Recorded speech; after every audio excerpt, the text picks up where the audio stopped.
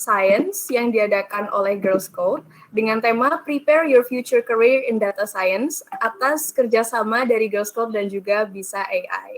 Nah, di bootcamp hari kedua ini, kita akan melanjutkan materi yang kemarin telah disampaikan oleh Kak Aditya Wisnugraha selaku researcher di Bisa AI. Sebelum kita memulai, saya selaku moderator ingin mengingatkan kembali nih terkait dengan rules yang harus dipatuhi oleh teman-teman selama mengikuti Data Science Bootcamp.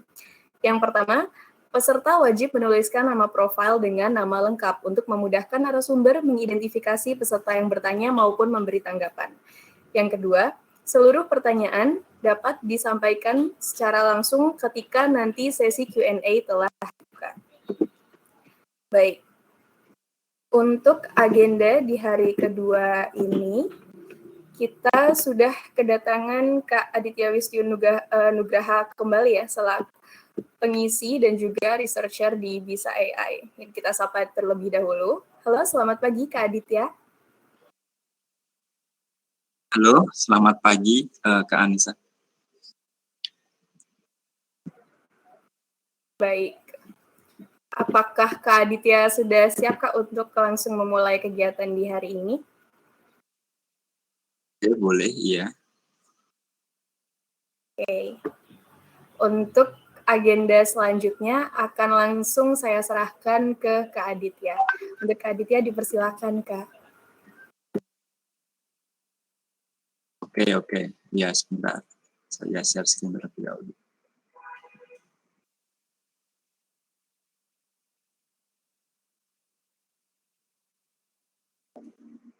Oke, saya buka dulu filenya. Atau kita pakai Google Colab saja. Oke. Mungkin seperti yang kemarin saya katakan begitu ya. Sekarang kita akan mencoba sebuah case study yang di data science seperti apa gitu. Mungkin yang akan saya coba sekarang kasus yang tidak biasa begitu ya. Mungkin kalau yang teman-teman yang ikut bootcamp lain gitu, itu kan biasanya pakai data-data yang mungkin sudah bagus begitu ya. Ini coba kita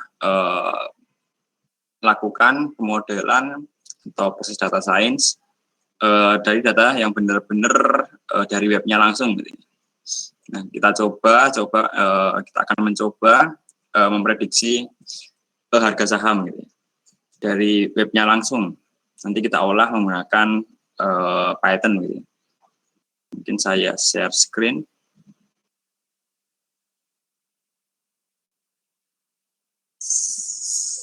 Nah, oke, kita mulai seperti yang benar-benar dasar.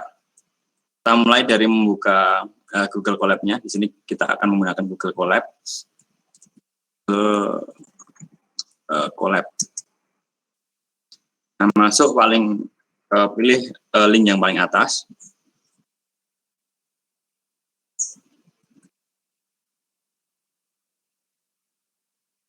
Nah, itu buat notebook.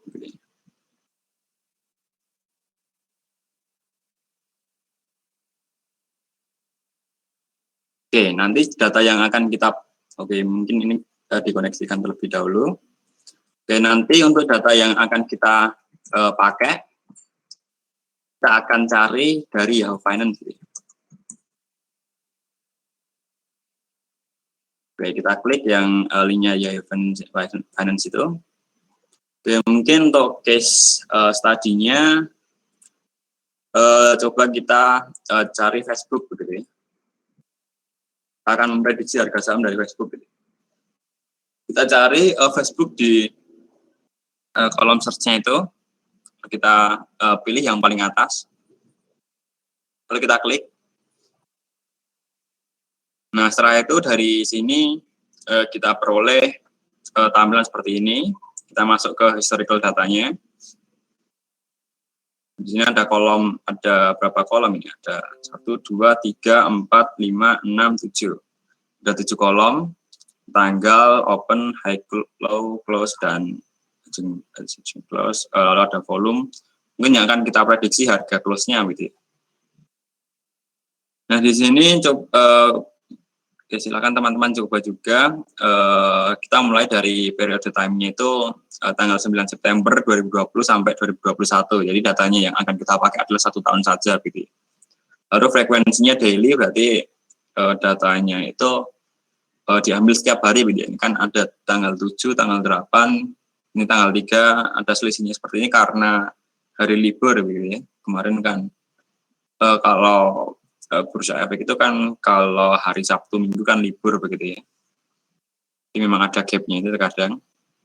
Ya, jadi tidak apa-apa, kita apply dulu. Kalau sudah kita pilih seperti ini, atau bebas nanti teman-teman kalau mau mencoba dengan periode time berbeda juga boleh begitu ya. Setelah itu kita download.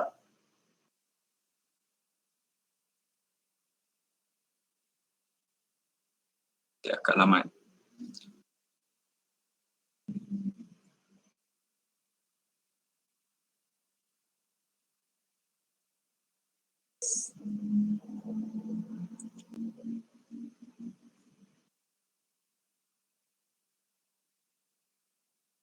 Oke, agak lama ya.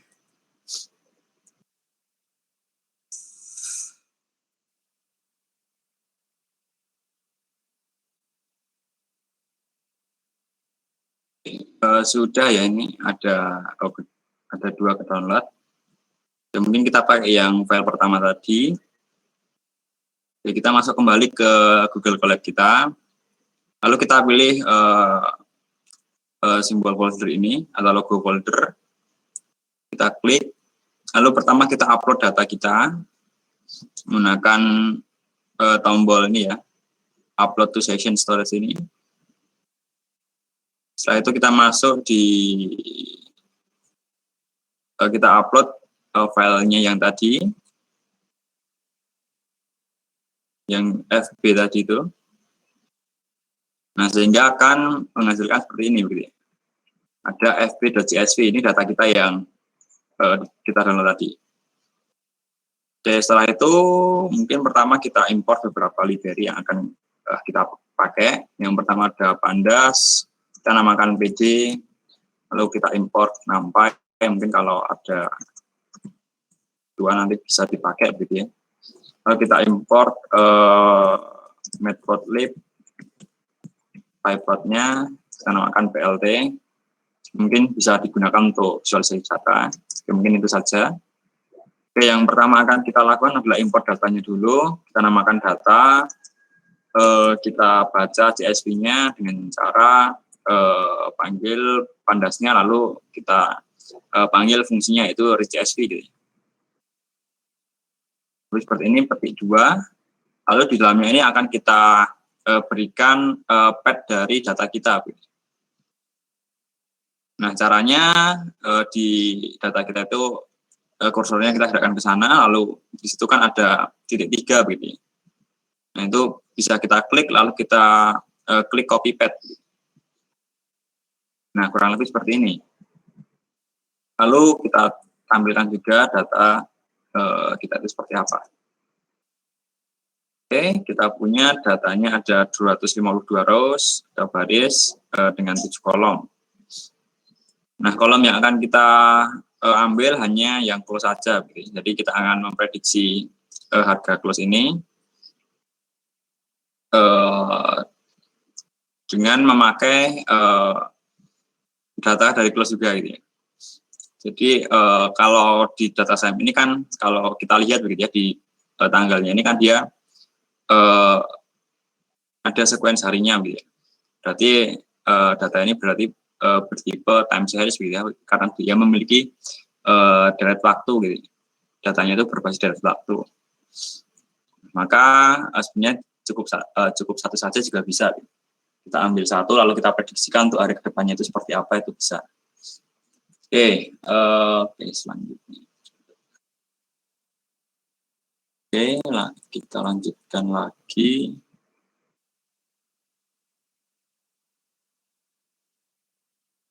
Nah, selain itu mungkin kita bisa lihat deskripsi statistiknya dengan cara kita panggil datanya apa, data, lalu kita tambahkan describe gitu. Nah, dari sini terlihat statistik deskripsi dari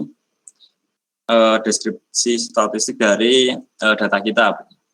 Di kolom open dia ada berapa data, count-nya itu kan berarti ada 252, berarti ada 252 data. Lalu rata-ratanya 300, sekian. Simbangan bakunya 3,37, sekian, minimumnya sekian, kuartil satunya atau 25%-nya itu dia 269, mediannya 81, 75%-nya atau kuartil 3-nya 331. Nah, untuk deskriptif statistik ini, kalau kita bermain di data-data yang lain begitu ya, itu sangat penting juga nanti untuk melihat bagaimana distribusi data kita. Kita hitung, kita bisa hitung skewness-nya, mungkin korelasinya juga bisa menggunakan kuartil 1, kuartil 2 ini. Nah, karena kasus kita time series, kita tidak perlu menggunakan seperti itu juga tidak masalah begitu. Oke, lalu kalau ingin cek missing value, kita bisa menggunakan, ini saya namakan dulu, cek missing value. Jadi di sini kita bisa gunakan data, lalu ISNA, lalu sum. Ini bisa digunakan untuk mengecek apakah ada missing value yang berada di data kita. Nah, di sini di setiap kolom ternyata tidak ada, ya. 0 itu tidak ada. Nah, ini selain itu juga kita bisa cek ya, tadi itu informasi dari dataset kita. Antara data info, nah kurang lebih seperti ini. Nah, di sini terlihat setiap kolomnya itu tipe datanya apa, itu terlihat juga. Jadi kalau di tanggal ini kan dia objek gitu. Lalu open dia float dan sebagainya. Oke, berarti kan kalau float semua itu kan berarti dia sudah numerik gitu. Nah, kalau objek kan dia bukan numerik. Jadi tidak bisa kita operasikan. Jadi kurang lebih seperti itu untuk cek informasi dari dataset kita. Setelah kita cek missing value, kita akan coba visualisasikan data kita. Nah, kalau untuk visualisasi data perlu diperhatikan lagi jenis datanya. Jadi kalau data seperti time series ini tidak bisa kita plotkan, mungkin histogramnya itu tidak bisa. Karena ini tidak terlalu penting gitu ya, kalau kita plotkan histogram. Karena tidak terbaca gitu. Nah, kalau untuk time series seperti ini yang dapat kita lakukan visualisasi datanya adalah menggunakan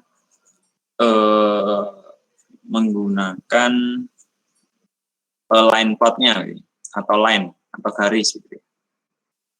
Nah, dari garis itu nanti kita bisa melihat tren datanya, lalu ada mungkin kalau ada musimannya kan bisa terlihat gitu.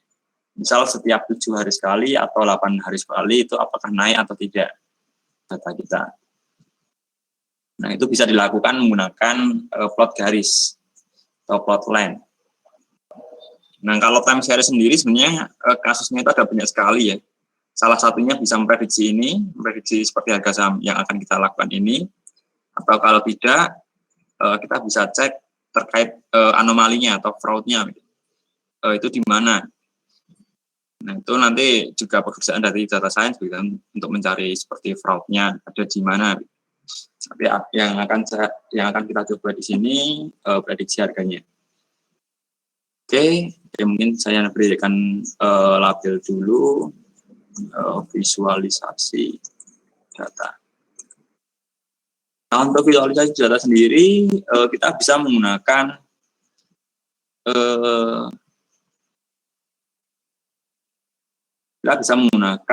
matplotlib tadi.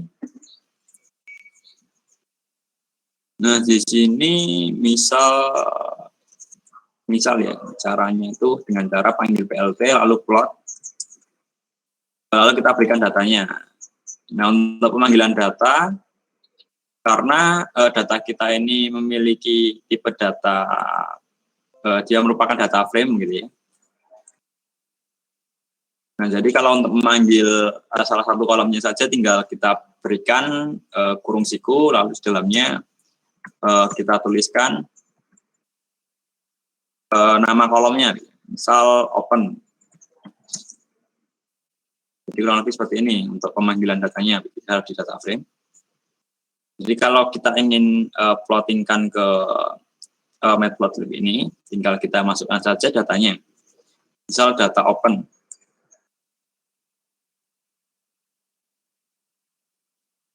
Nah, akan terlihat kurang lebih seperti itu. Untuk X-nya sendiri dia merupakan indeksnya gitu ya. Kalau kita tuliskan tanggalnya itu kan akan memakan banyak space gitu ya. Apalagi data kita itu ada berapa tadi? 252. Jadi kita bisa pakai indeksnya saja. Nah, di sini kita akan plotkan untuk open dan close-nya, harga saham close. Nah, di sini saya akan coba buat menjadi bersebelahan. Yang kiri adalah open, yang kanan adalah close. Nah, caranya bagaimana kita bisa memanfaatkan yang namanya subplots. Yaitu dengan cara pertama kita buat fungsinya, yaitu nanti akan keluar figure-nya, lalu ada axis-nya yang akan keluar dari fungsi lt subplots. Lalu ingin saya buat, nah ini langsung ada argumennya ini. N rows sama dengan 1, N col sama dengan 1. Ini N rows ini adalah banyak garisnya, N col banyak kolomnya yang ingin kita bentuk itu berapa. Nah, kalau di sini tadi kan saya ingin membuat dua harga open dan harga close bersebelahan begitu. Jadi hanya ada satu baris dan terdapat dua kolom. Gitu.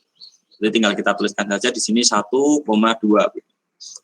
Lalu kita ingin besarkan juga nanti ukurannya, tinggal kita tambahkan fixed size.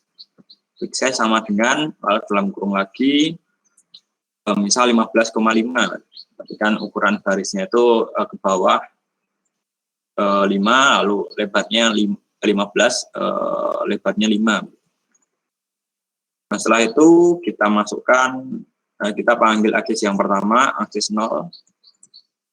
Kita plotkan data open.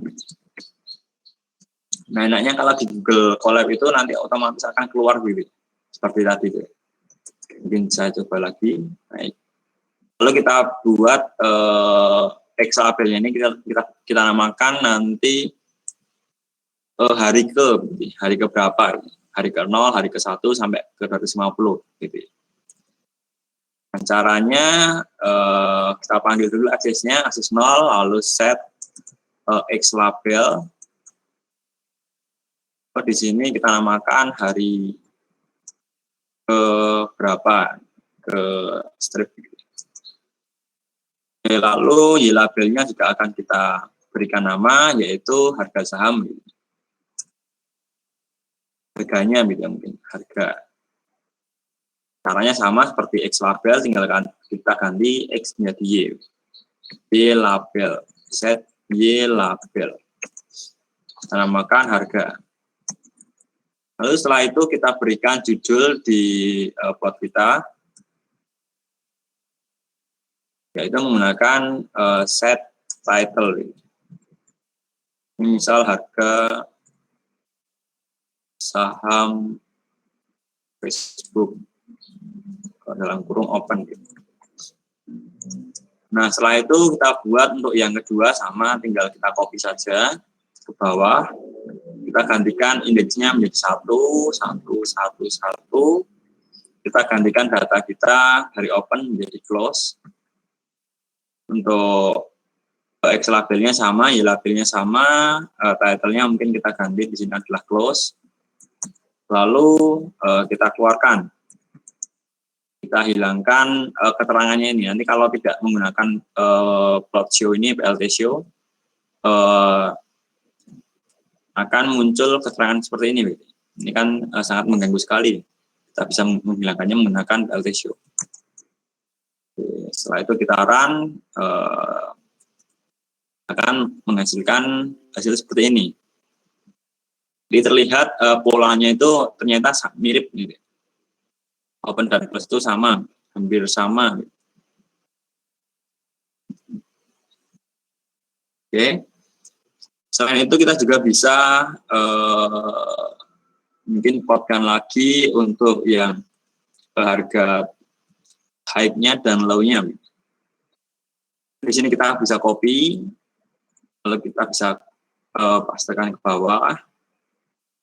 Kita akan ganti di sini high, lalu di sini high juga di title-nya, lalu ada low, lalu title-nya juga low. Oke. Nah, seperti ini. Jadi untuk kecenderungannya dari harga saham itu ternyata juga mirip terkait tertingginya di hari itu sama terendahnya di hari itu dia memiliki pola yang sama. Dari plot ini bisa kita ketahui seperti itu. Nah, selain itu jika kita ingin membandingkannya secara langsung, gitu ya. Jadi kita ingin membandingkan dengan di dalam satu grafik, gitu ya. Antara misal harga close dan open-nya itu sebenarnya bisa. Oke, untuk caranya bagaimana akan kita coba, yaitu langsung saja kita tidak perlu membuat subplot. Kita mungkin pertama buat ukurannya, ukuran figurnya kita buat misal seperti tadi 15,5. Setelah itu kita plotkan data yang pertama yaitu data open, lalu kita berikan label di sini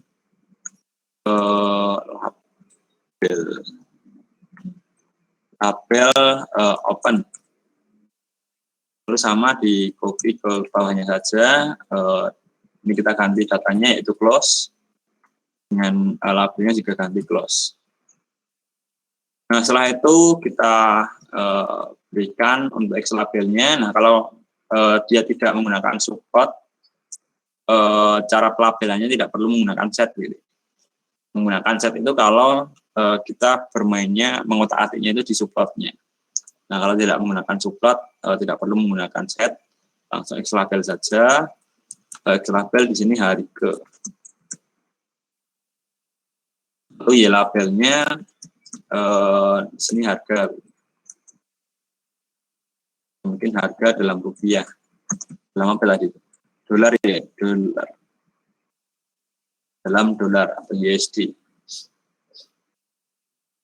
Oke, untuk Y labelnya sudah, lalu title-nya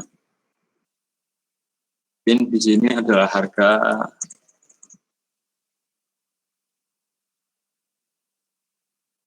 saham Facebook open dibandingkan dengan close. Setelah itu kita keluarkan legend-nya. Nah, legend di sini nanti akan keluar label dari open dan close ini. Nanti yang akan keluar hanya yang berlabel ini, open dan close itu. Oke, lalu kita show agar tidak keluar keterangannya. Oke, setelah itu bisa terlihat seperti ini. Nah, di sini yang orange adalah close, lalu yang biru adalah open. Jadi terlihat polanya juga tidak terlalu berbeda. Selisihnya hanya sedikit begitu ya untuk open dan close-nya. Nah, selain itu kita juga bisa lihat high dan close-nya, high dan low-nya. Kita gantikan saja high, low. Ini perlu high, low. Oke, untuk polanya mungkin hampir mirip juga antara high dan low.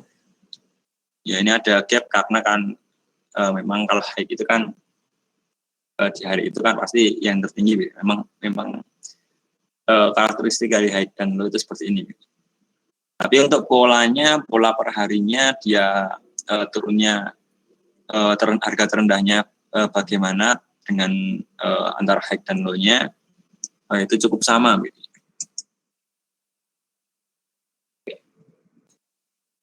Oke, seperti itu untuk visualisasi datanya untuk di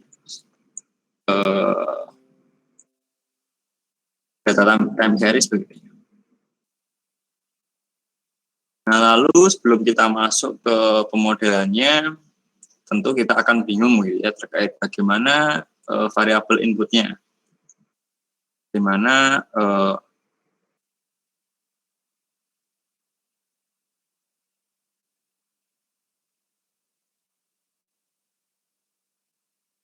bagaimana inputnya, lalu bagaimana outputnya.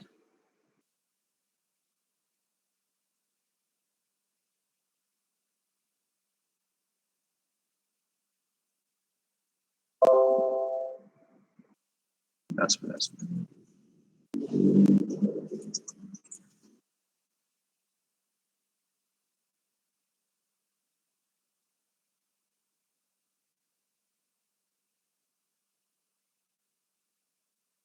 Oke, kita lanjutkan.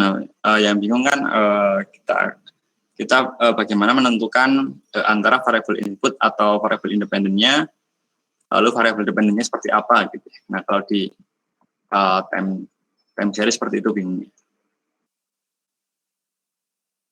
Nah, di sini kita bisa menggunakan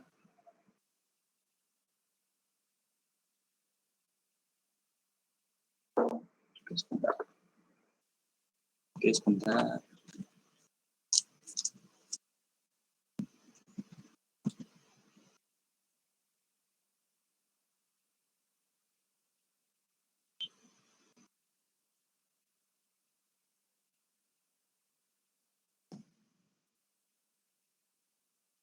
Oke, kita bisa cek menggunakan ACF gitu.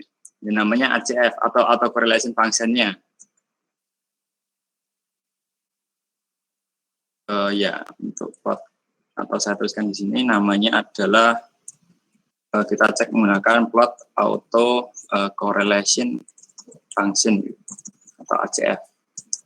Nah, di sini akan terlihat hubungan antara setiap waktunya, setiap data di setiap waktunya itu seperti apa, yang signifikan yang mana gitu. Dan di situ bisa kita pilih yang signifikan saja sebagai inputnya, gitu. Sedangkan untuk outputnya adalah atau target kita adalah harga hari setelah waktu yang signifikan terakhir, gitu. Ya, mungkin kita coba langsung saja. Pertama kita panggil data close saja.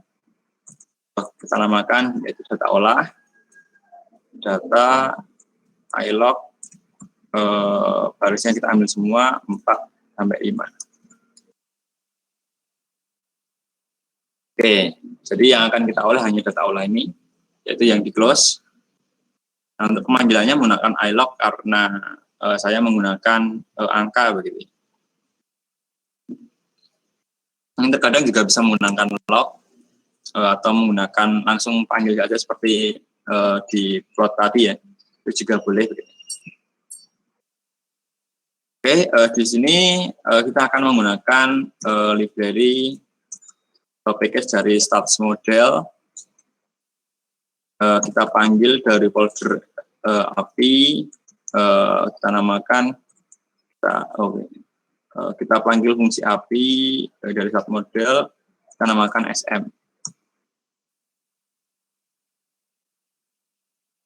Oke.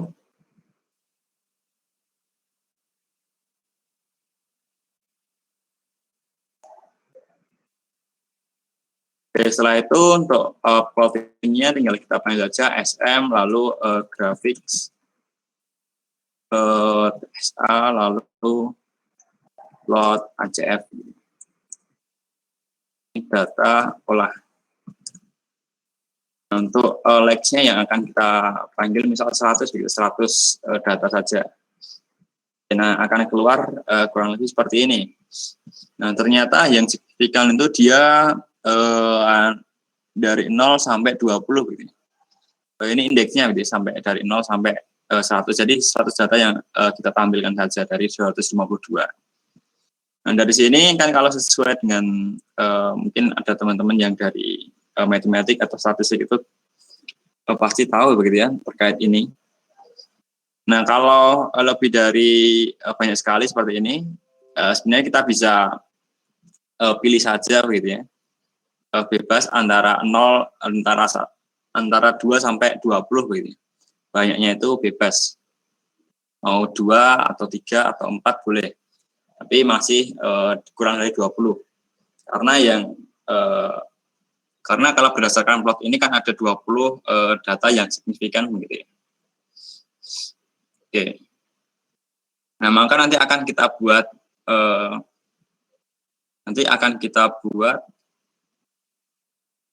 ini sebenarnya bisa dibuat. Oke. Ya, nanti akan kita buat data kita itu misal menggunakan 4 titik saja gitu, sebagai inputnya, lalu titik kelima merupakan target kita. Nah, mungkin langsung kita praktikkan saja.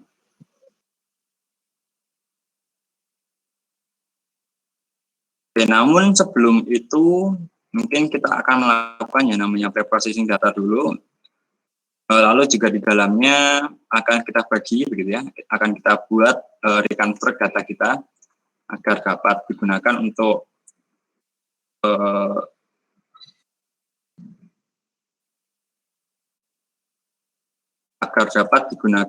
untuk pemodelan.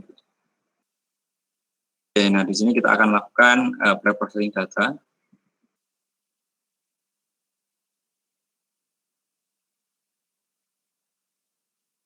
Nah, kita panggil package-nya yaitu dari scikit-learn, lalu pre-processing, kita import min-max scaler.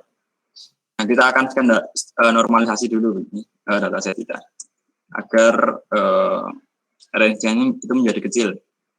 Secara default dia akan membuat data kita menjadi range 0 sampai 1. Nah, kenapa kok harus dilakukan scaling dulu? Ada beberapa model itu yang dia bermainnya di range kecil. Di neural network itu kan dia menggunakan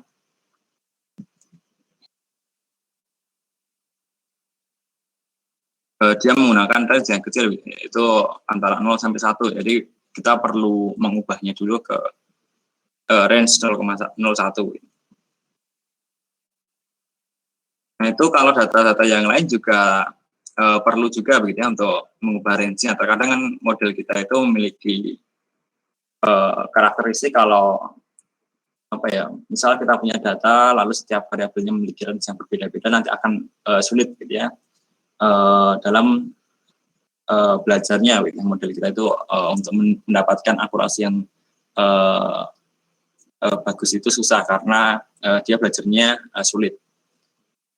Nah, di sini kita akan lakukan scaling menggunakan min-max scaling. Caranya setelah kita panggil dulu fungsinya min-max scaler. Lalu kita transformkan, misal namanya adalah data new.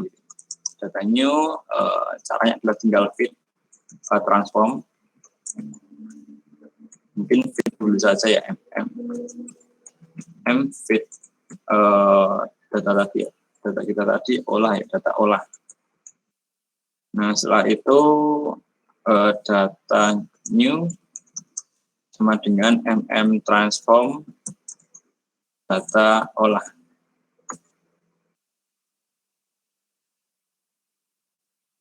Kurang S. Transform. Nah, fungsinya harus di-fitkan dulu karena parameternya nanti akan tersimpan di Lalu untuk transformasinya tinggal kita pakai parameter yang ada di ini. Nah, ini digunakan kalau nanti model kita itu ingin kita gunakan untuk memprediksi data yang baru gitu. Jadi tinggal kita transformkan saja data yang baru itu agar menjadi range-nya 01 dengan parameter yang sudah dibentuk. Oke. Oke, nanti kita akan membuat data kita itu menjadi seperti ini ya. Prediktornya atau variabel independennya adalah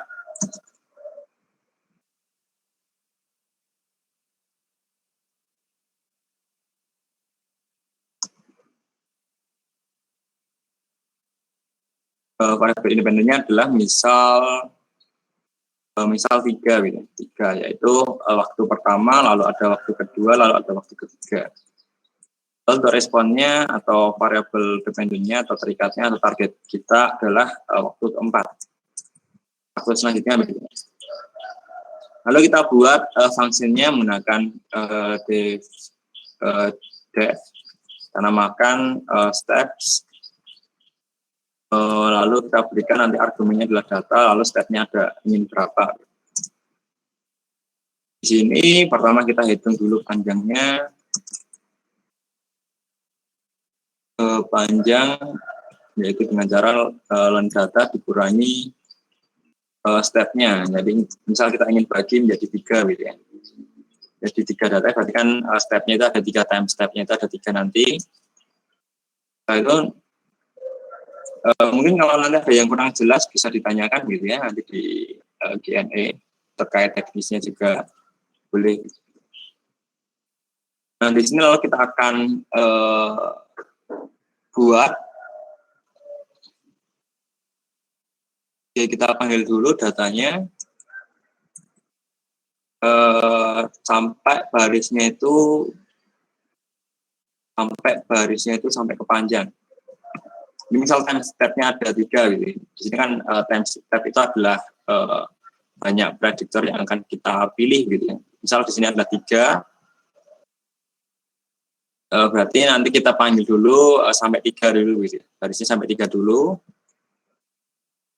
Oke, lalu nanti kita jadikan baris gitu ya. Mungkin nanti kita akan lihat dulu seperti apa. Lalu kita ulangi range, NPR range 1 step 1.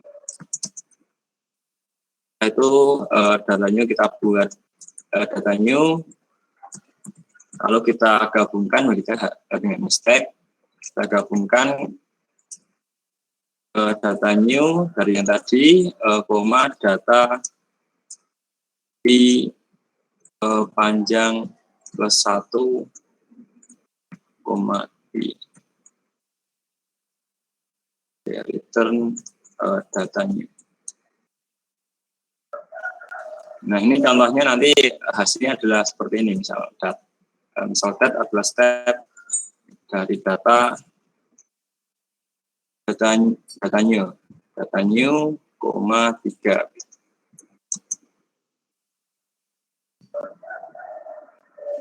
Oke, coba kita lihat data new,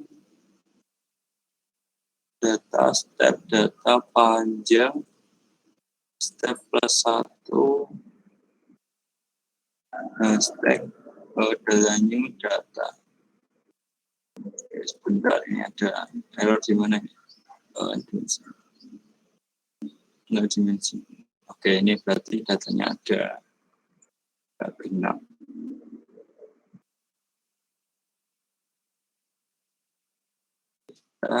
Kita lihat dulu.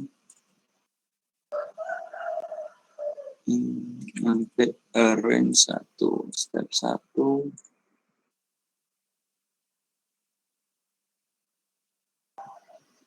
Oke, mungkin kita coba satu persatu. Kita buat panjangnya dulu, panjang dari data, lalu dikurangi stepnya. Ya, mungkin kurang 3. Mungkin kita keluarkan.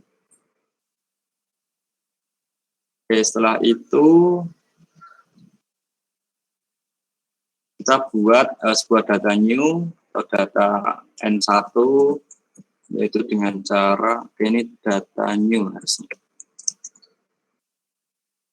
Data new barisnya sampai ke panjang lalu kolomnya semua. Oke, nah sehingga kita peroleh nanti ini.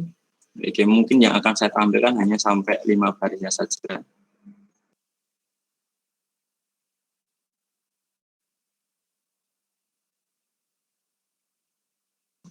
Nah, setelah itu kan karena kita membuat 3 step gitu ya. Ini kan kita ambil datanya sampai ke 3 terakhir gitu. Ini kan panjang itu kan sampai ke 3 terakhir ya, itu 249 ini. Gitu. Nah, lalu sebelahnya nanti adalah waktu keduanya. Ini kan waktu pertama. Nanti ini waktu kedua, lalu ada waktu ketiga, lalu waktu keempat itu nanti untuk outputnya gitu ya. Lalu ganti baris lagi, ini berarti mulai output T kedua, ini kan T1, ini T2, lalu T3, T4, T5 gitu, dan seterusnya. Nah, di sini kita bisa menggunakan for loop ini, for i in range dari 1 step plus 1. Ini mungkin 4 begitu.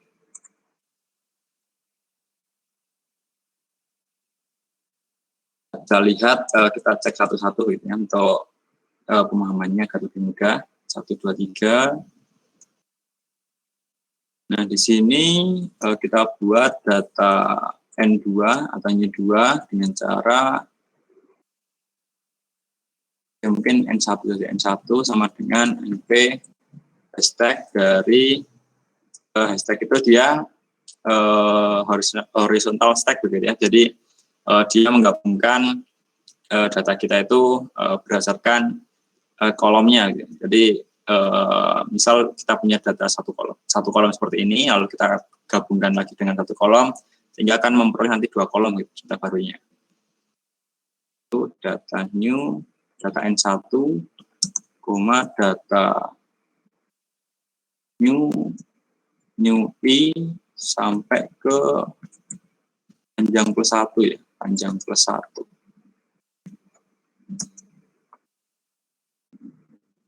Ini ada error di mana ya? Oke, ini koma. Oke, ada error di mana? Coba kita lihat lagi, data new i itu berarti mulai dari 1 sampai ke panjang plus 1. Oke, ini shape-nya apakah sudah sama ya? Shape-nya tadi 249, di sini 249,1. Ini kan data N1 dia punya shape 249. Lalu kita tambah lagi data new 2 gitu. Tadi i-nya sampai berapa itu? Kita cek dulu. Oke, ini ada sedikit perbedaan.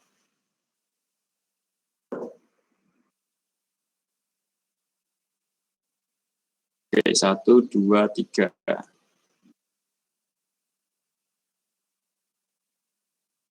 Ini range 1 sampai 4 sebenarnya. Oke, kita berarti ada sedikit perbedaan di sini. Jadi berarti datanya ini dia dijumlahkan berapa ini 249. Ini datanya ganjil, bisa dibagi 3. Ini biasanya hanya dibagi 2 atau dibagi 4. Ya, ini bisa dibagi 1. Oke, kita ubah lagi di sini berarti bagaimana? Berarti 1 ini pakai range saja nggak apa-apa. Itu step ke 1. Lalu hashtag ini. Oke, coba kita masukkan di sini. Bisa nggak ya? 1 atau 1 saja. Oke. Nah, maksud saya akan dibagi seperti ini. Jadi di sini ada T1, lalu ada T2-nya. Nah, kalau untuk kasus ini, kalau untuk yang saya coba ini, dia menggunakan T-nya sama dengan 1. Jadi hanya menggunakan 1 waktu saja, lalu untuk targetnya adalah waktu berikutnya, hari berikutnya. Dan hari ketiga, lalu, ini hari kedua, lalu hari ketiganya menjadi target begitu. Lalu hari ketiga merupakan inputnya, hari keempat targetnya, hari kelima, hari keempat inputnya, hari kelima targetnya, dan seterusnya begitu. Nah, kalau di time series kurang lebih seperti itu. Nah, untuk membentukkan fungsinya, coba kita itu dia tidak genap.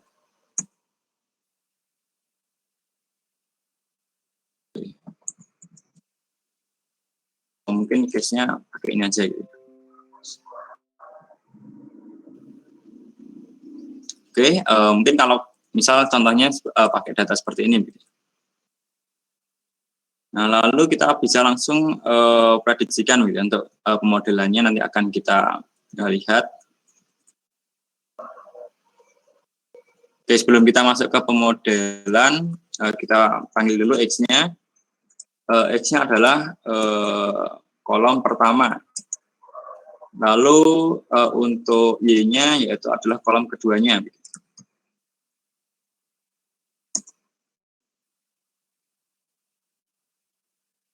Sebentar, ini namanya dat ya, benar. Oh, dat. Oke. Jadi variabel independennya kalau untuk yang di sini coba kita pakai 1 saja. Lalu untuk prediktornya kita punya 1 juga.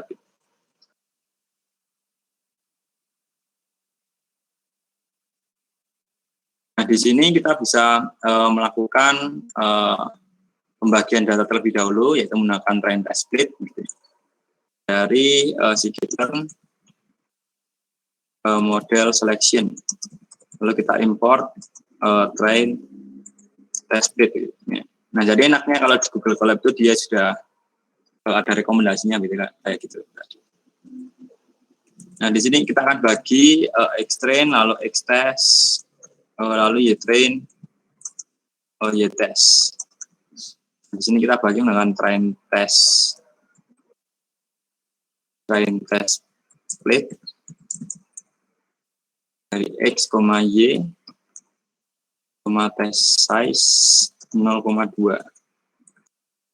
Lalu kita shuffle, kita random gitu ya, untuk pembagian datanya secara random. Kita set state-nya itu misal 10. Nah, di sini kita peroleh panjang dari X-train-nya yaitu, oke, mungkin kita lihat sekalian turun dari X-test. Kita punya trainnya adalah 100, lalu tesnya adalah 51. Nah, setelah ini kita akan masuk ke modeling.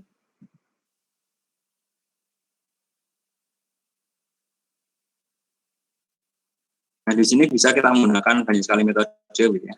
Misal menggunakan, kalau kasus regresi itu menggunakan dari scikit-learn mungkin tree, import decision tree regressor.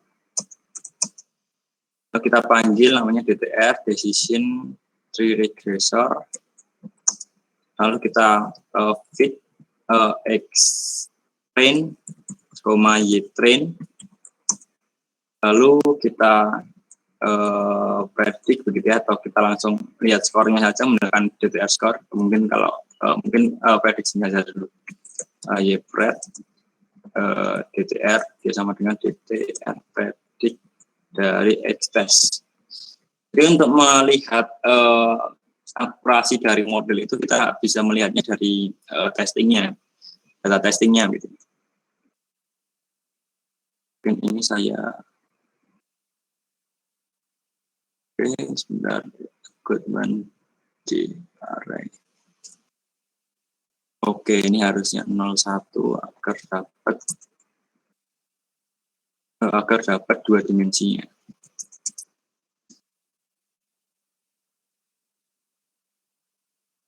Oke, di sini akan kita lihat hasil prediksinya.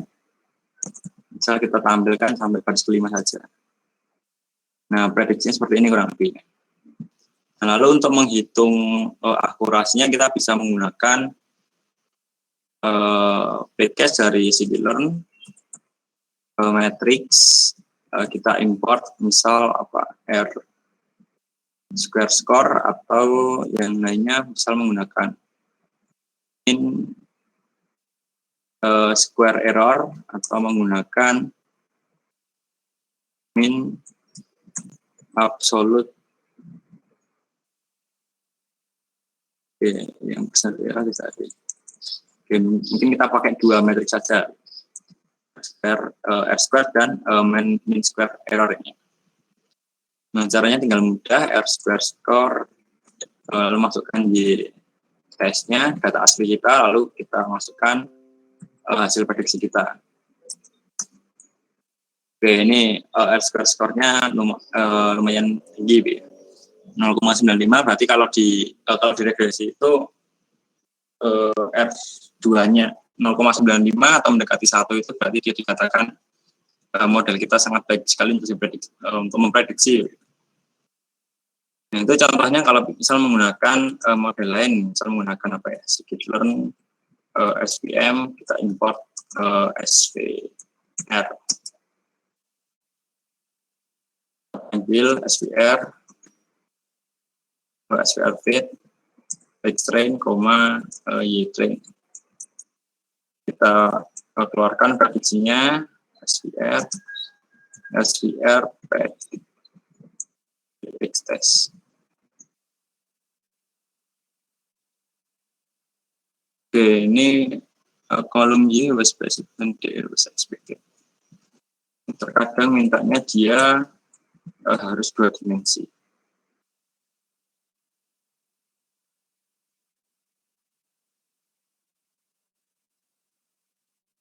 Oke, ini harus mintanya 1 dimensi dia. Oke, ini bisa kita lihat hasil prediksinya, misal 5 garis ke atas, gitu, 5 hasil teratas, kurang lebih seperti ini. Lalu kita bisa lihat R square score-nya, cara yang sama, Y-test, Y di SVR. Ini 95,2. 0,952. Nah, kalau yang tadi decision tree kita punya 95,9. Ini selain itu juga bisa kita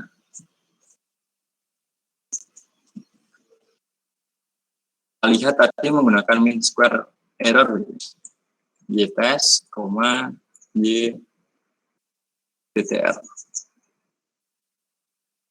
Nah, kalau MSE ini dia melihatnya berdasarkan errornya. Nah, kalau R square score dia melihatnya berdasarkan varian datanya. Jadi memang boleh menggunakan salah satu dari ini atau menggunakan dua-duanya juga boleh begitu. Tapi kalau untuk kasus prediksi biasanya yang pakai R2 ini. Karena dilihat dari antara data prediksi dan data yang benar itu apakah sama gitu. Kalau menggunakan mean square error kan dia hanya melihat dari errornya seperti apa gitu. Oke. Lalu kalau misal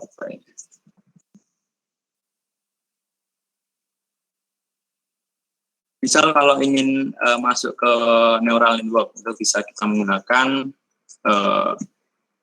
Keras, lalu kita panggil model, kita import pertama sekuensial, lalu kita panggil juga layers-nya, kita import dense.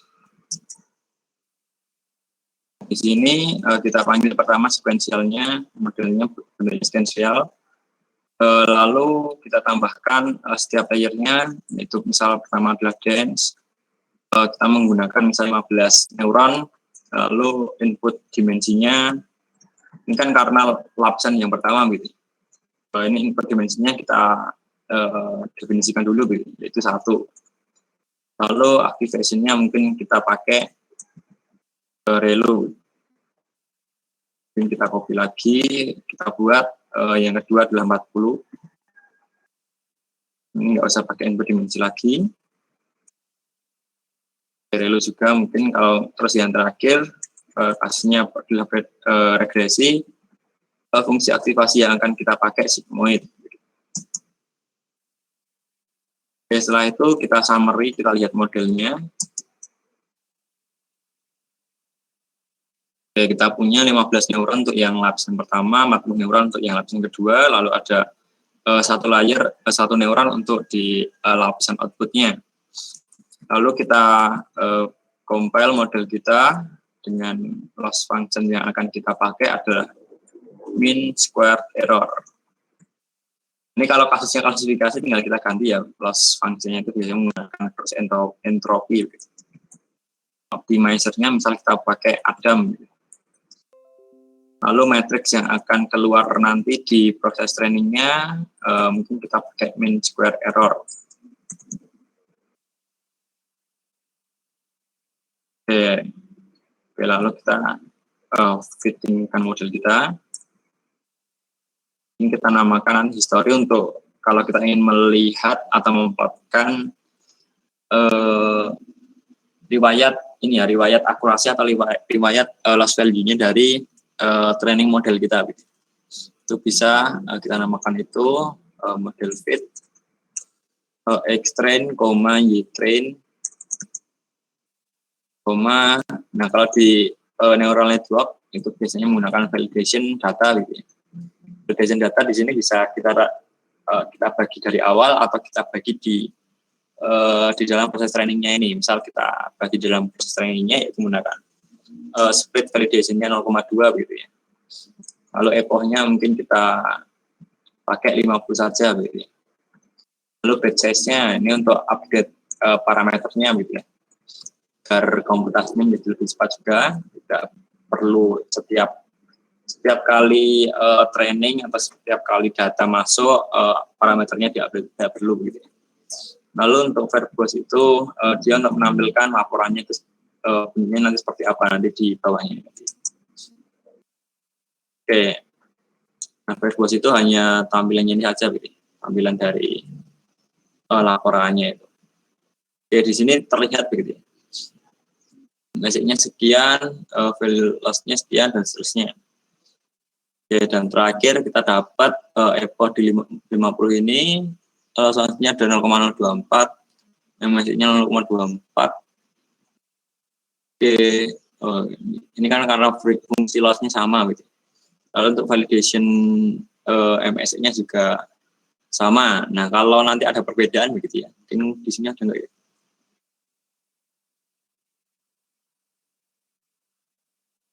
Oke, kayak yang mana coba saya lihat di sini ada.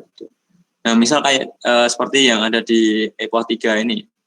MSE-nya untuk yang training dia lebih kecil daripada yang validation. Nah, ini berarti terjadi yang namanya overfitting pada data kita. Jadi kita harus training lagi, cari yang tidak overfitting. Nah, ternyata di epoch terakhir sudah tidak overfitting. Karena MSE yang kita punya di training dan MSE yang ada di validation itu selisihnya tidak terlalu jauh. Nah, setelah kita peroleh hasil model terakhir, mungkin kita bisa buat juga historinya. Tinggal kita panggil history, lalu history loss-nya misalnya loss. Ini labelnya kita namakan trend loss-nya. Lalu untuk ini adalah file validation loss-nya, mungkin kita bisa plotkan. File loss. Mungkin kita buat judulnya adalah loss model loss. Lalu X labelnya tentu adalah epochnya.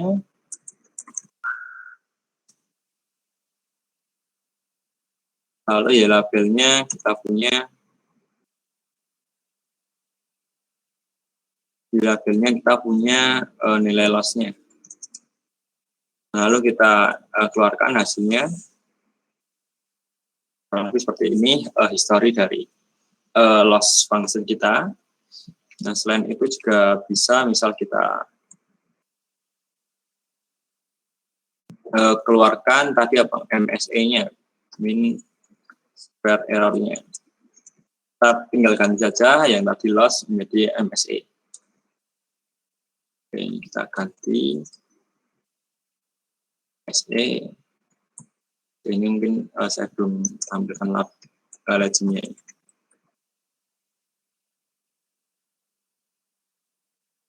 Oke, ini untuk yang biru training loss-nya, lalu ada yang kuning, orange adalah validation loss-nya.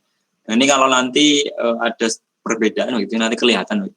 Seperti di EPA awal ini kan dia overfitting gitu ya. Underfitting gitu ya. Karena kalau underfitting bukan underfitting, ini overfitting. Ya, overfitting karena akurasi trainnya itu lebih tinggi daripada validation-nya. Harusnya tidak terlalu jauh begitu ya perbedaannya. Nah, itu ditemukan nanti di EPO terakhir itu dia tidak terlalu jauh perbedaannya. Nah, sedangkan untuk MSE-nya ini sebenarnya sama gitu ya, karena loss function-nya kan juga menggunakan MSE. Bukan loss. MSE. Nah, itu bisa sebenarnya tadi bisa diganti ya yang untuk loss function-nya ini kan nanti digunakan untuk perhitungan penggantian updating bobotnya. Nah, kalau untuk yang metrik MSE ini digunakan untuk merecord akurasinya gitu. Jadi kalau terkadang kalau di klasifikasi mungkin yang lebih jelas begitu ya. Loss function-nya itu dia menggunakan seperti cross entropy begitu ya, untuk matriksnya dia menggunakan akurasi atau advance score-nya itu bisa begitu. Itu hasil plottingnya. Untuk prediksinya kita bisa menggunakan misal saya namakan pred, tinggal kita model predict gitu, dari X test.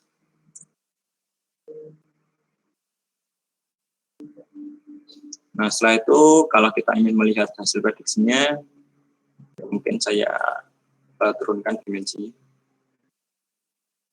Jadi kita punya hasil prediksinya adalah kurang lebih seperti ini. Kita bisa lihat R-square score-nya dari Y test, pred.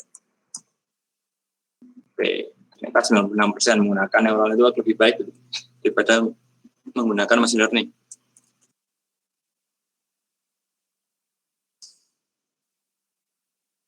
Oke, lalu nah di sini kan nilainya masih 0,0 itu bisa kita kembalikan lagi ke bentuk nilai aslinya, yaitu menggunakan itu tadi adalah min-max scalar-nya tadi, inverse transform dari pred. Lalu kita coba lihat ini. Oke. Nah, seperti itu untuk hasil data kalau kita ubah ke bentuk data asli lagi. Itu kita bisa plotkan juga kalau kita ingin membandingkan antara plot prediction vs realnya. Kita bisa PLT plot sama seperti yang di awal tadi. Ini pertama mungkin nilai aslinya. Nilai aslinya kan tadi masih bentuknya 0,0 gitu ya. Y-testnya tadi kan masih 0,0. Nah, bisa kita inverse transform Y-test. Ini mungkin saya labelkan realnya. Kita copy, kita gantikan untuk yang prediksinya. Ini predicted-nya. Lalu setelah itu kita berikan label untuk X-nya, hari ke berapa, lalu untuk PLTY labelnya kita berikan di sini adalah harganya. Kalau kita berikan judul real vs predicted. Kita keluarkan legendnya, lalu kita show. Jadi kurang lebih seperti ini ya, jadi memang tidak terlalu jauh ya. Ini akurasinya 96% ya tadi dari perhitungan tadi. Oke, ini R-square seperti itu, kalau di regresi biasanya digunakan untuk akurasi. Karena nilai maksimumnya dia 1, gitu, paling rendahnya 0. Jadi tinggal kita kalikan 100 saja, kita bisa melihat akurasinya berarti berapa persen. Ini 96%, 7. Nah, hasilnya kurang lebih seperti ini. Jadi begitu contoh kasusnya gitu ya, terkait data science ini. Yang saya coba memang jarang sekali didemokan. Mungkin di workshop-workshop lain itu biasanya kan rata-rata menggunakan data yang biasa gitu. Itu sudah biasa kalau datanya time series itu seperti apa. Penyelesaiannya kurang lebih seperti itu. Mungkin seperti itu saja materi saya pada hari ini gitu. Saya kembalikan ke moderator.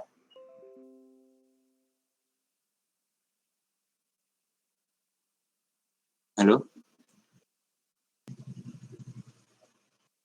Halo Kak Anesya?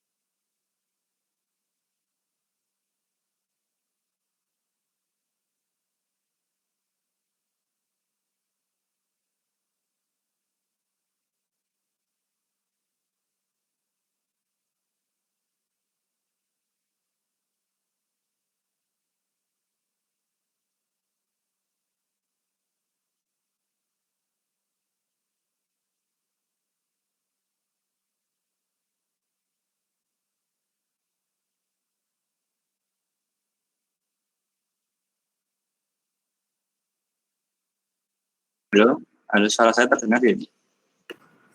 Sekarang sudah terdengar Kak, tadi sempat ke-mute beberapa detik. Oh iya. Jadi mungkin materi saya hari ini seperti ini gitu. Nanti bisa dicoba juga. Ini untuk kasusnya kan kita sudah mendapatkan hasil kurang lebih seperti ini. Ini akurasinya 96%, kurang lebih seperti itu. Nah, mungkin saya kembalikan lagi ke moderator.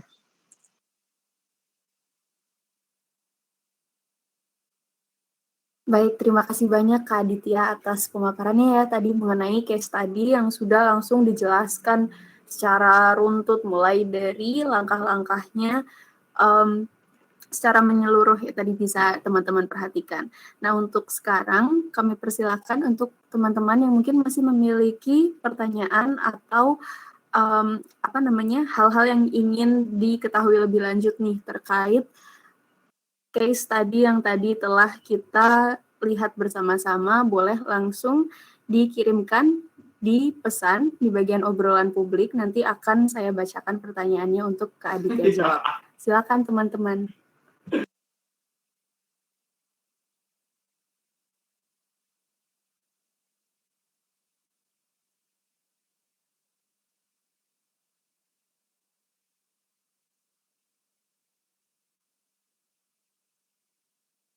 Sambil menunggu pertanyaan dari teman-teman, mungkin dari Kak Aditya ada yang ingin disampaikan lagi, Kak? Sepertinya belum ada lagi ya. Silakan kalau ada pertanyaan, ya ini memang case-nya ya salah satu case dari data science itu kurang lebih seperti ini. Data yang saya coba itu bersifatnya time series begitu. Bandingkan dengan data yang biasa itu kan dia hanya berdasarkan pengamatan. Jadi memang kalau untuk kasus time series cara penanganannya juga berbeda. Mungkin kalau yang data biasa kan teman-teman mungkin sudah pernah coba atau pernah lihat begitu. Jadi silakan kalau ada pertanyaan begitu terkait teknisnya atau tadi metode-metode yang dipakai itu kenapa itu atau kenapa kok tidak ini dan sebagainya itu silakan gitu. Ya mungkin seperti itu Kak moderator.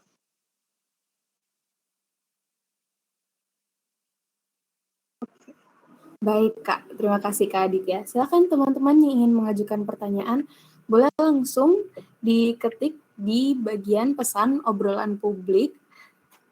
Apabila tidak ingin mencantumkan nama juga tidak apa-apa, karena namanya nanti akan langsung terlihat dari pesan yang dikirimkan.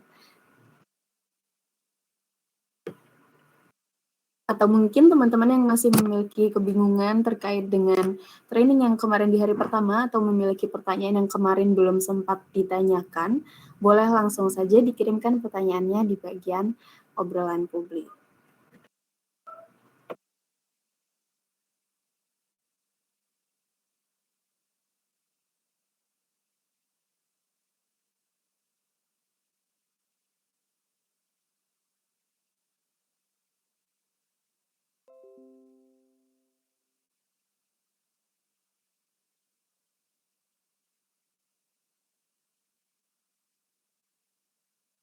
Sambil menunggu pertanyaan yang masuk, teman-teman juga boleh membagikan keseruan dari pelatihan bootcamp ini di Snapgram masing-masing dan menandai @girlscodeofficial dan juga @bisa.ai serta kesan-pesan teman-teman tentang bagaimana sih pelatihan bootcamp data science yang telah teman-teman lalui.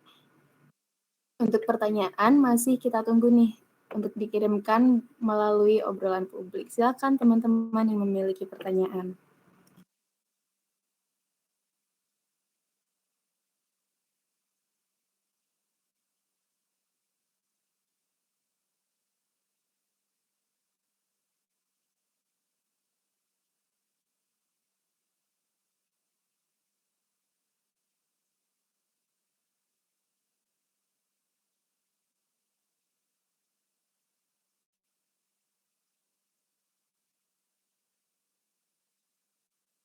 Mungkin kalau belum ada pertanyaan, aku ini sih Kak, ingin tahu ada nggak sih tips dan trik supaya lebih cepat memahami pembelajaran dan juga mempraktekkan case study ini nih Kak. Dari Kak Aditya mungkin ada tips tersendiri begitu untuk teman-teman? Mungkin kalau untuk tips and trick ya mungkin lebih ke secara umum aja data science. Bagaimana kita melatih skill gitu ya. Nah kalau untuk ya mungkin kalau secara teori kita bisa mengikuti seperti pelatihan-pelatihan atau seminar-seminar ya seperti halnya event ini. Jadi kan kita tahu gitu ya. Misal kita punya model ini, lalu baiknya kita menggunakan model apa? Oke, sorry. Misal kita punya data ini, lebih baik kita menggunakan model seperti apa. Lalu cara analisisnya seperti apa, itu bisa dipelajari seperti itu. Tapi selain itu kita juga bisa meningkatkan wawasan atau skill kita menggunakan latihan-latihan. Jadi memang harus berbanyak latihan, misal kita punya data, ya kalau sebagai data science seperti yang saya katakan kemarin, data yang akan diolah itu kan tidak hanya satu jenis saja begitu, tidak hanya data yang biasa kita temui seperti data pengamatan, ya kalau mungkin kalau data yang sudah sering kita jumpa itu kan data pengamatan, di data pengamatan pasien, 100 pasien yang terdeteksi diabetes sama tidak itu seperti apa, itu contoh salah satu contohnya. Nah, terkadang juga ada data yang seperti time series ini. Nah, itu perlu dilatih lagi. Caranya ya seperti berbanyak mengikuti event-event seperti ini, lalu ada juga sebenarnya buku itu juga ada, silakan nanti dibaca bukunya. Jadi memang kalau untuk tips and trick terkait bagaimana kita lebih memahami terkait model-modelnya, memang poin kuncinya adalah kita harus terus berlatih mengolah data apapun. sehingga nanti kedepannya itu dari kita itu udah punya feel-nya, misal data ini ternyata harusnya cocok dengan data ini, dengan model ini, itu nanti lama-kelamaan akan muncul feel seperti itu. Jadi memang harus kuncinya adalah terus berlatih. Nah untuk kalau bingung, misal metodenya yang bagus dengan data ini apa, bisa memanfaatkan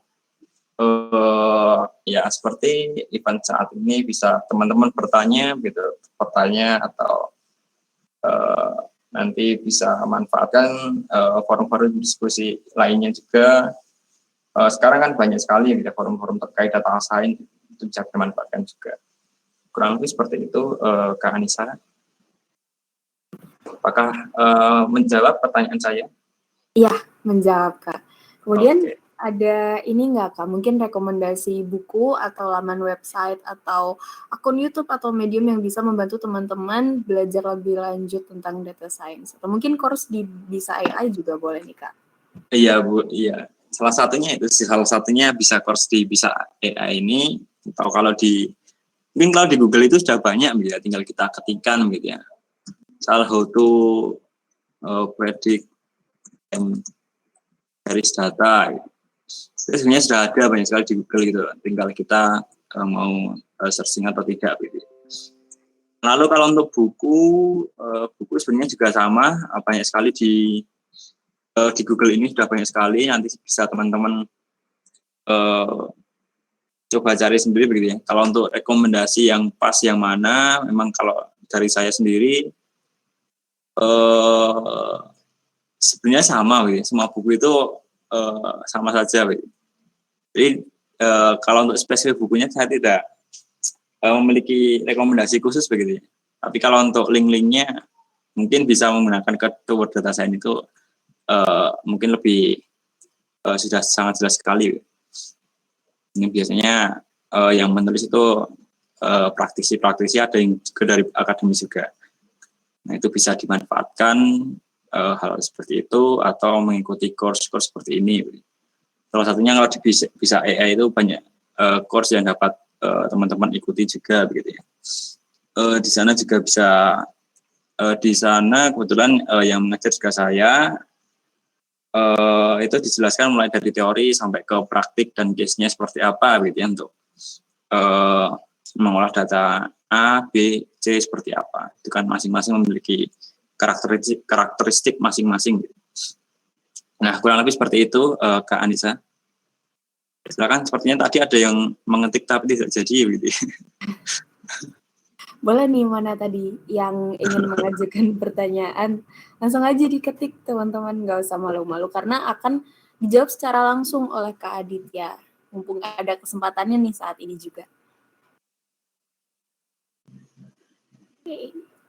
Sambil menunggu pertanyaan nih Kak, kalau selama ini Kak Aditya sudah menjadi researcher dan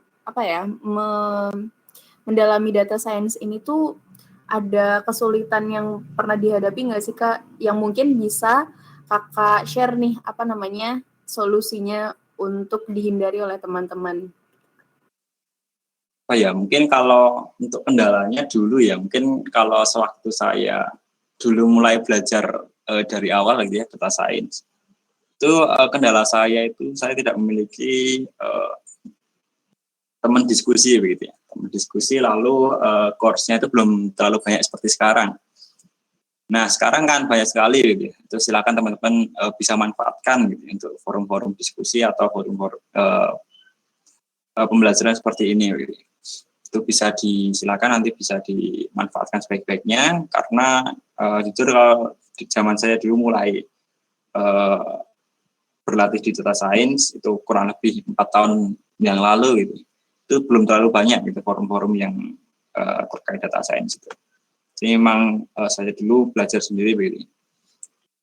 Dengan cara mengikuti seminar, workshop itu malah lebih ke workshop terkait statistik begitu, lebih ke statistiknya malah. Jadi memang yang khusus terkait data science itu pada saat saya dulu itu masih jarang, belum booming sekarang. Nah sekarang kan banyak sekali course dan forum-forum diskusi yang dapat kita masuki gitu. Itu bisa dimanfaatkan teman-teman. Salah satunya misalkan di BCIE ini bisa menjawab pertanyaan teman-teman juga, atau di Girls Code itu saya lihat di IG-nya banyak event yang menarik juga gitu. Itu bisa bisa dimanfaatkan dengan sebaik-baiknya gitu ya, kesempatan teman-teman. Oke, silakan. Jadi begitu Kak Anissa, apakah menjawab jawaban saya? Iya, menjawab. Terima kasih banyak Kak Aditya. Silakan teman-teman yang ingin mengajukan pertanyaan boleh langsung diketik di bagian obrolan publik. Tadi saya sudah sempat mengirimkan pesan supaya teman-teman bisa langsung mengetik di situ ya.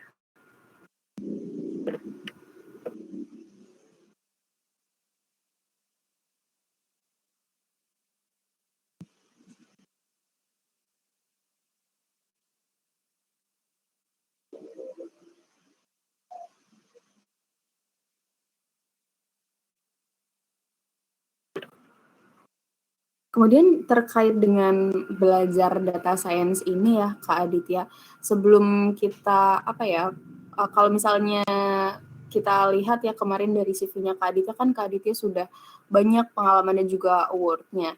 Tapi ada nggak sih Kak skill tertentu yang mungkin sebelumnya harus dikuasai dulu, atau paling nggak tahu deh 1-2 tentang skill tersebut sebelum benar-benar terjun ke bidang data science ini Kak? Oke, ini pertanyaan cukup menarik gitu. Ini kemarin juga sudah saya jelaskan terkait mungkin 3 kunci utama ya, terkait data science. Itu kan ada 3, yaitu skill di bidang IT-nya, lalu skill di bidang matematiknya, lalu ada skill di bidang yang lainnya itu apa? Terkait bisnis gitu ya, insight bisnisnya. Nah itu perlu kalau untuk spesifik kayak seperti prerequisites itu tidak ada gitu ya. Semuanya itu sebenarnya bisa dipelajari secara bersamaan gitu. Nah mungkin memang itu gitu ya. Memang yang kalau pertama yang dilatih mungkin ke matematik dan ke IT-nya. Seperti kalau data science itu kan lebih sering yang memanfaatkan software seperti Python tadi ya, dari coding gitu ya. Nah itu juga bisa dilatih terkait codingnya. Lalu tentu juga dalam setiap model data science itu kan tentu dia merupakan dibuat dari proses matematik gitu ya. Itu kan kalau kita tidak tahu sebenarnya model kita itu apa, itu kan ya gimana ya, sangat sulit gitu, untuk melakukan modeling data. Itu kita perlu yang namanya literasi gitu, seperti yang saya katakan tadi, bisa menggunakan sumber dari Google, atau mungkin teman-teman ada yang kuliah gitu. Mungkin saya rasa kalau kuliah sekarang di computer science atau di yang berbau sains gitu ya, itu mungkin sekarang sudah banyak yang mengarah di bidang data science, jadi bisa teman-teman maksimalkan di sana. Selain itu tentu pendidikan yang dari luar kampus itu juga banyak ya sekarang, seperti saat ini itu kita event seperti ini itu juga bisa menambahkan wawasan kita. Silakan teman-teman bisa memanfaatkan hal seperti itu. Nah, itu mungkin kira-kira itu sih jadi memang kita harus yang pertama ya mengasah skill coding kita gitu ya, lalu ya mengasah kemampuan matematik kita juga, mungkin dari model A dengan cara membaca buku tadi itu ya. Jadi seperti itu Kak Anissa. Apakah jawaban saya bisa menjawab? Iya, menjawab sekali Kak Aditya, terima kasih. Kemudian nih Kak, mungkin boleh dibagikan, pasti Kak Aditya kan sebelumnya sudah pernah menangani banyak proyek ya. ada nggak sih Kak project yang menurut Kak Aditya itu paling menarik atau yang paling menantang dan paling berkesan gitu? Kalau untuk project sendiri, apa ya? Mungkin kalau saya sekarang tertariknya di NLP, gitu. Jadi Natural Language Processing, mengolah teks gitu. Nah itu ya di sana banyak sekali kendala sih, kendala yang ada begitu. Nah itu juga masih saya lakukan juga. Ya, kemarin itu salah satunya kalau kita ingin menganalisis sentimen gitu. Menganalisis sentimen tapi kita tidak punya datanya, tidak punya data label dari sentimennya. Nah itu gimana caranya? Itu kan itu juga masih saya cari gitu. Katanya bisa menggunakan yang namanya semi supervised, tapi belum tentu juga gitu. Hasilnya ternyata saya coba tidak terlalu baik juga gitu. Nah salah satunya seperti itu. Jadi memang kalau untuk melatih skill itu teman-teman bisa melakukan project-project gitu ya, membuat suatu project ya sederhana tidak apa-apa gitu. Yang penting ya datanya itu beraneka ragam juga begitu. Tidak hanya satu data gitu. Itu kan akan memperkaya knowledge kita terkait data itu sendiri. Nah, yang saya lakukan baru-baru ini saya tertarik ke NLP, salah satunya tadi itu bagaimana kita memprediksi suatu teks gitu ya, tanpa kita tahu labelnya. Kita ingin buat suatu model tanpa kita tahu labelnya itu seperti apa. Kalau kita panggil dengan kita ambil dari data lain, itu kan kalau kosakata yang ada di data itu banyak, tidak masalah. Tapi kalau tidak banyak bagaimana? Nah, lalu terkadang kalau di Twitter itu penulisan katanya kan disingkat-singkat gitu. Nah itu bagaimana cara handle-nya? Gitu. Nah, itu kan juga perlu diperhatikan juga. Nah itu yang baru saya kerjakan salah satunya itu. Ada juga terkait data spasial. Jadi misal kalau kita ingin melakukan ya namanya apa itu namanya melihat kecenderungan suatu daerah itu dia cenderung di produk apa menyukai produk yang mana itu bagaimana analisisnya itu tentu akan sulit gitu ya. Nah itu yang saya lakukan juga terkait analisis data spasial. Nah kurang lebih seperti itu Kak Anissa, tapi saya lebih kalau untuk sekarang ini masih berkutik di hal natural language processing gitu ya, terkait data teks. Silakan apakah Kak apakah menjawab pertanyaan jawaban saya? Iya, menjawab Kak. Nah, kita udah ada pertanyaan nih Kak dari salah satu peserta, dari Kak Hairunisa Fajrianti. Maaf Kak, izin bertanya, pada proses pre-processing, jika ada data yang tidak lengkap atau kosong, bagaimana ya cara mengatasinya? Dan apakah nanti link Google Colab serta datasetnya akan di-share? Terima kasih. Oke, untuk yang pertama, pada proses pre-processing jika ada data yang tidak lengkap atau kosong, bagaimana cara mengatasinya? Nah, kalau ada data yang tidak lengkap atau kosong, itu ada dua opsi ya. Ada dua opsi, yaitu yang pertama menghapus, atau yang kedua adalah mengisi ke sebuah nilai. Jadi diisikan ke sebuah nilai. Nah, itu kalau dihapus, datanya kalau kecil tidak masalah, misal hanya 1% dari keseluruhan data tidak masalah. Tapi kalau lebih dari 20%, itu akan menjadi masalah. Jadi kan kalau 20% hilang itu, model kita kan akan kekurangan data. Begitu. Nah, itu kalau 20%, ya 20% itu biasanya bisa dilakukan pengisian sebuah nilai. Salah satunya bisa menggunakan min, median, atau menggunakan modus. Kalau untuk data numerik biasa menggunakan min atau median. Tapi kalau untuk data kategorik, yang bilang itu data kategorik bisa menggunakan modusnya. Nah, lalu untuk link Google Colab apakah bisa di-share? Nanti akan saya share. Coba nanti saya share sekarang. Oke, sebentar lagi di mana? Kalau untuk datanya mungkin teman-teman bisa download saja ya di linknya jawabannya sini. Tadi kan sudah saya praktikkan juga. Saya namakan diksi harga saham. Ini saya share.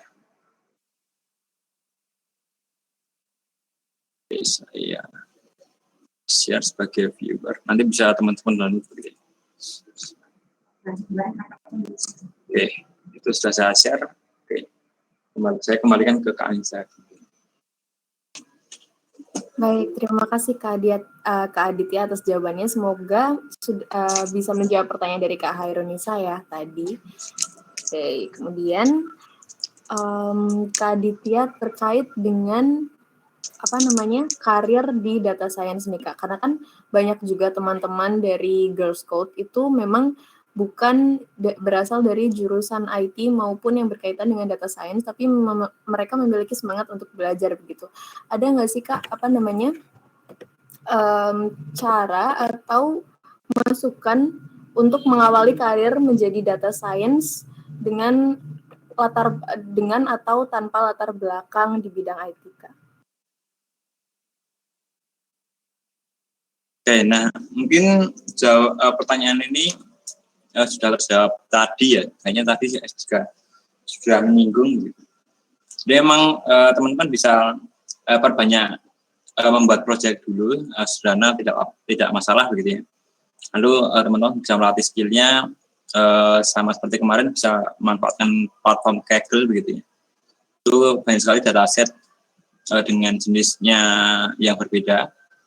Itu bisa teman-teman coba latih skillnya di sana. Mungkin itu saja ya kayaknya. Jadi memang yang pertama harus ya seperti buat proyek kecil-kecilan gitu. Atau platform kayak gitu itu dimanfaatkan sebaik-baiknya itu bisa menjadi awal teman-teman masuk ke dunia data science. Nah kalau untuk ke korporasi dan sebagainya memang sekarang lebih dilihat proyeknya daripada pendidikannya. Ya terkadang seperti itu. Oke, mungkin seperti itu Kak Anissa. Baik, terima kasih Kak Aditya atas jawabannya. Kemudian sebelum kita tutup ya sesi di hari ini, mungkin ada closing statement dari Kak Aditya yang ingin disampaikan ke teman-teman yang sudah menghadiri bootcamp data science ini, Kak. Mungkin apa ya? Nah, kalau closing statement itu agak sulit juga ya. Ya mungkin tetap semangat kalau ada teman-teman yang ingin terjun ke dunia data science. Itu sekarang peluangnya itu sangat besar. Apalagi sekarang banyak sekali course-course yang disediakan di dunia maya seperti ini, apalagi musim-musim daring seperti ini. Itu sekarang sangat banyak sekali. Dulu waktu saya masih mengawali masuk ke dunia data science, kan belum daring seperti ini. Itu workshopnya masih banyak online, yang offline. Sehingga kita tidak bisa mendengarkan speaker dari Jakarta. Gitu. Dulu saya asalnya dari Jogja, jadi kalau kita ingin seperti mendengar dari korporasi yang teman-teman yang sudah bekerja di Jakarta, di perusahaan-perusahaan besar, gitu, itu sangat sulit. Gitu. Nah sekarang kan dengan perkembangan teknologi seperti adanya Bumble ini atau menggunakan Zoom atau menggunakan Google Meet, itu sangat dimudahkan sekali ya. Tinggal kita mau atau tidak. Nah, mungkin itu saja dari saya terima kasih, saya kembalikan ke Anissa sebagai moderator. Terima kasih.